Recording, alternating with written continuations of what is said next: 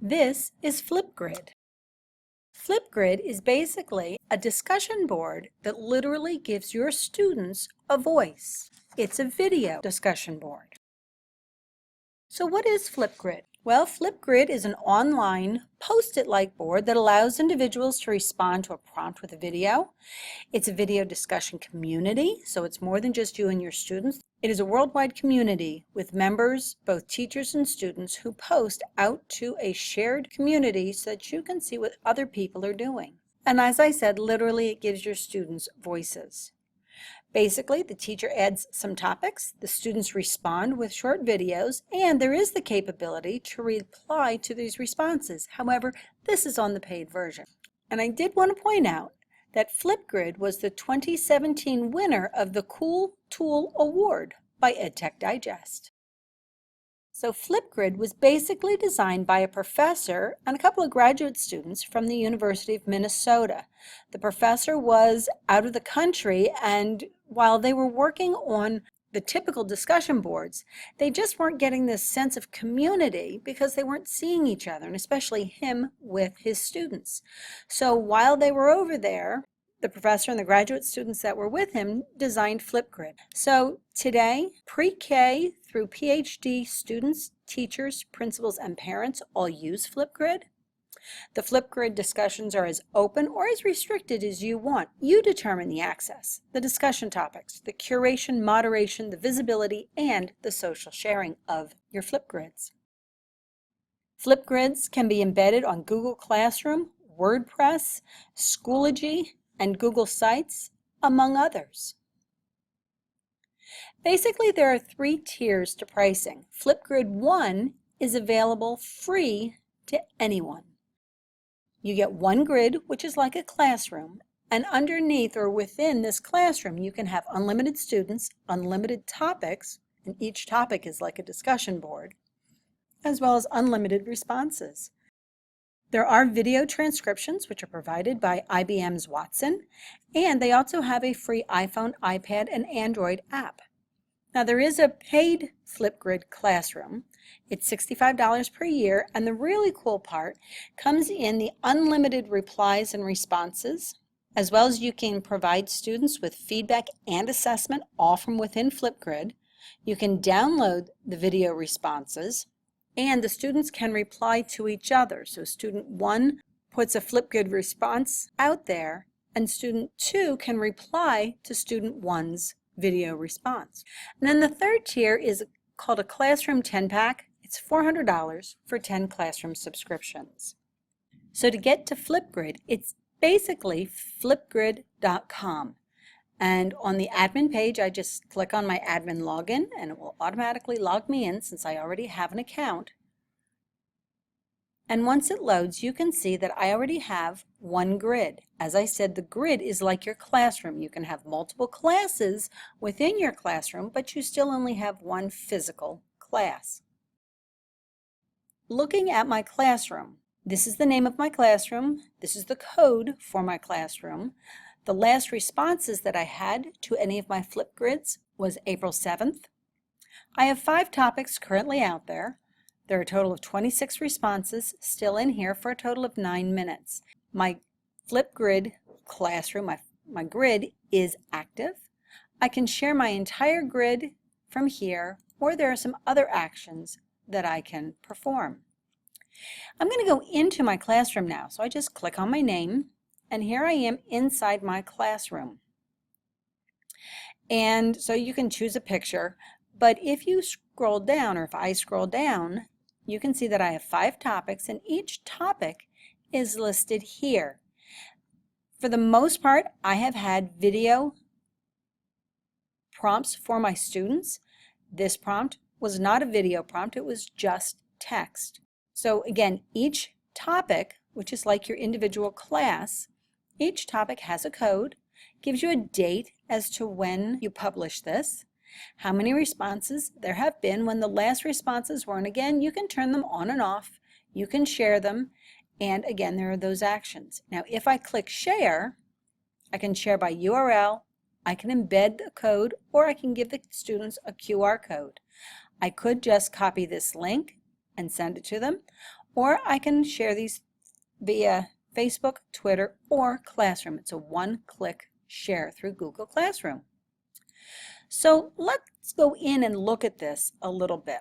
So I'll start with the Breakout EDU, which was the very first Flipgrid I did. When I go in here, I'm looking at this from the teacher standpoint. So as I set this up, I recorded a video here. I wrote down some further instructions over here. It's active. Again, I can turn it on or off. I can pin this to the top of my grid if I want. Again, it's a paid feature. And I can freeze the topic so that students can no longer record, but they can still view. I'm going to stop this video. As I continue to scroll down, I can see my responses. Now again, this was the tech integration class, so I only have 8 students in this class, and they were broken into 3 different groups. So each group has a response to my video post that was at the top of the page. This column tells me when they made their post or when they submitted their post, how many likes, students can like each other's responses, how many views there were in total. I do not have the paid version, so my students cannot reply to each other. And there are some other metrics that you can look at.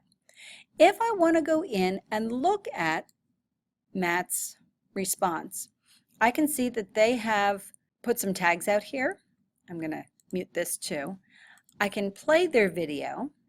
There is a response code here. I can view the Flipgrid as a student if I click on this, but I'll come back to that. So again, it looks pretty much like the classroom did. You can see there are no responses because I do not have the paid version again. But at the top, you'll notice there are 3 buttons. There's the feedback. This again is paid, but you can give some feedback and you can give text feedback. And as I said, there is a transcript that by using IBM's Watson, it will type out what is being said in the video. This could be useful for ELA students, for students that have some reading issues, or if the student is speaking just soft enough that you can't quite make out what they are saying, but IBM Watson might have. If they are garbled, if they are very soft in speaking, you won't be able to hear it very well. There are some response actions over here, but I'm going to go back a view. So again, I'm looking at my topic that I had posted, and there's a code up here, but right next to it I can view the topic as if I were a student. So if I click on this link, it will show me what it looks like from the student end. So here they can play my video. Hi guys, in your group. It will pop up and play. There is the text instructions here. And as a student, I can Alright, so we decided to do our breakout game. Look at the students. I find this is the easiest way to grade these is I look at this first groups, I click on the arrow, and I can grade the second groups and so forth. I'm going to close this. Also, as they are speaking, a transcript will show here. So again, for students who are either ELA students or who have maybe some hearing issues, you can turn this on. The student can watch what is being said in word form. So let me just show you that real quick. I'm going to turn this back on. So our breakout's going to be focused around the learning commons. It's going to focus more on banned books. So we're going to have to save the library and find all the clues in the library, basically. So again, that's how they can watch. Now, if I were a student, how the heck would I make a response? Well, making a response is fairly simple. First, you have to be in a topic, which I am. I'm in the Breakout EDU game topic. Click the green button here to add a response, and it just takes 4 easy steps. So again, first step is click on the green button. First step after that is to click on the red record button. Wait for it to count down. And record your response. 1, 2, 3, 4. I'm going to pause it. I can restart it again if I want.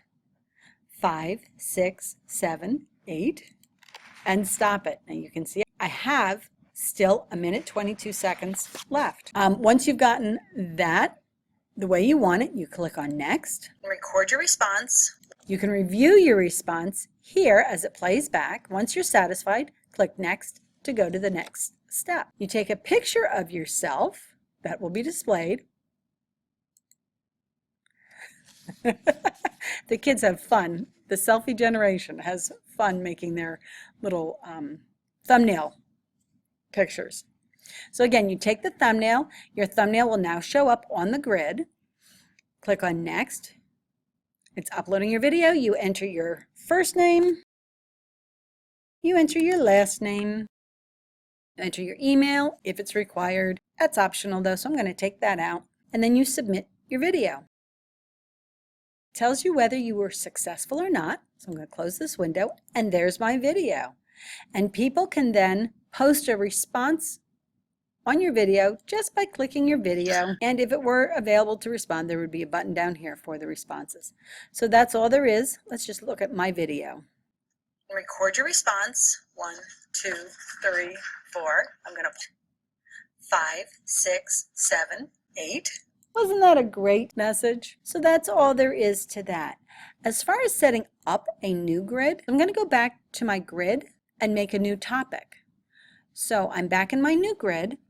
I'm going to go back to my grid. And again, there are grid actions so that I can do all these things, or I can simply scroll down and add a new topic. So to create a new topic, what are my topic details? What's my title?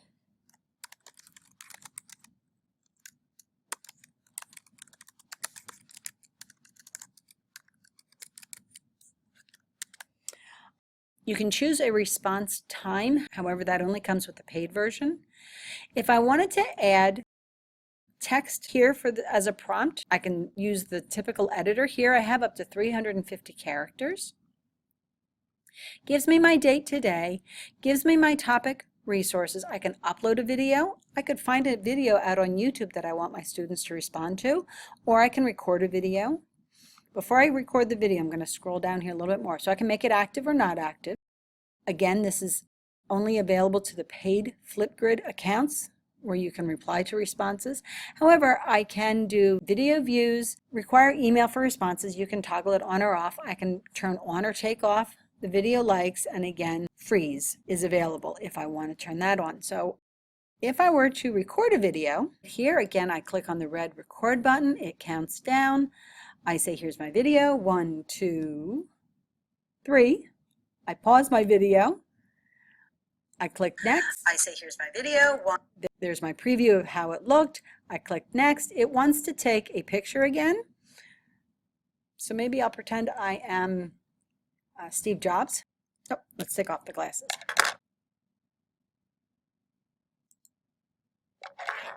Looks so serious, doesn't it? Click next. It's uploading my video. It was successful, and there is my thumbnail. I can now create a topic. Oh, I have to put some sort of a text topic description, a question in here. So maybe when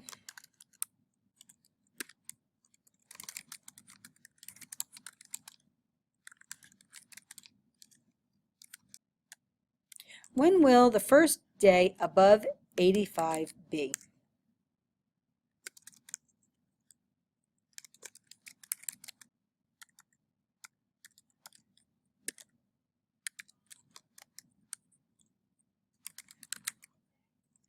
So when will the first day above 85 degrees be?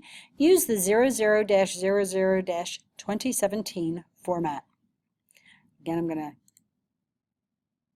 click Create Topic, and it tells me that it's successful. It gives me some codes in here. So I'm just going to say got it. And again, it gives me all the information that I had before. Obviously, I don't have anything here since I've just made it. But if I wanted to look at what it would look like to the student, I can click here, and I can share my topic to Classroom, and then I would just have to choose the class that I want to share this with from the drop down, and I can choose the class and move forward with assigning it in that way.